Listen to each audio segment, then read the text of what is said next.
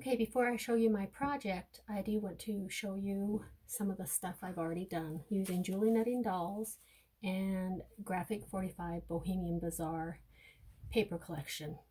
I usually stamp many of the same thing in a lot of different colors, and that way I have them ready for layering and paper piecing.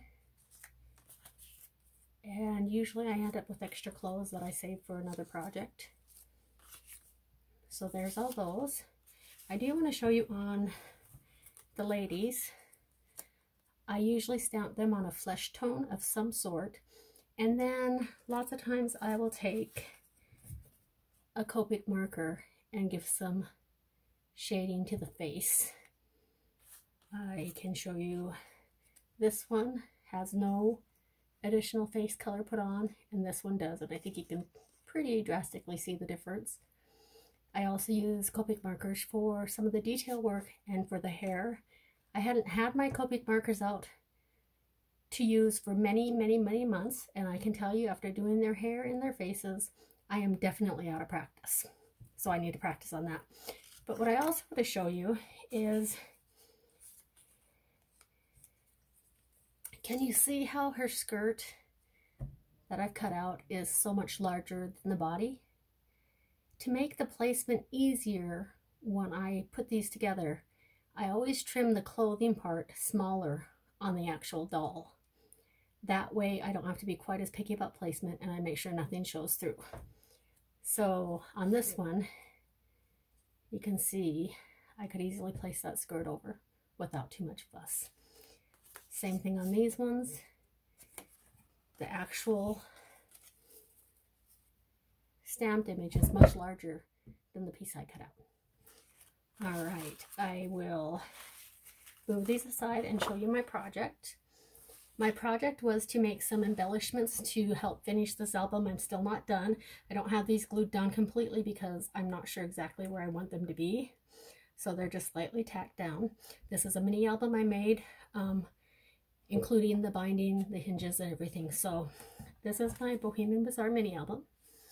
And I'm just going to flip through. I think I want her on the front because she's so strikingly beautiful. Not sure. Like I said, that's why I don't have anything really glued down.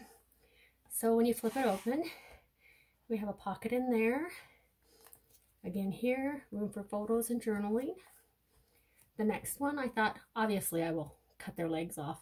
Yikes, that sounds scary, doesn't it? I will trim them to fit on the page. Maybe have a little bit of them sticking up.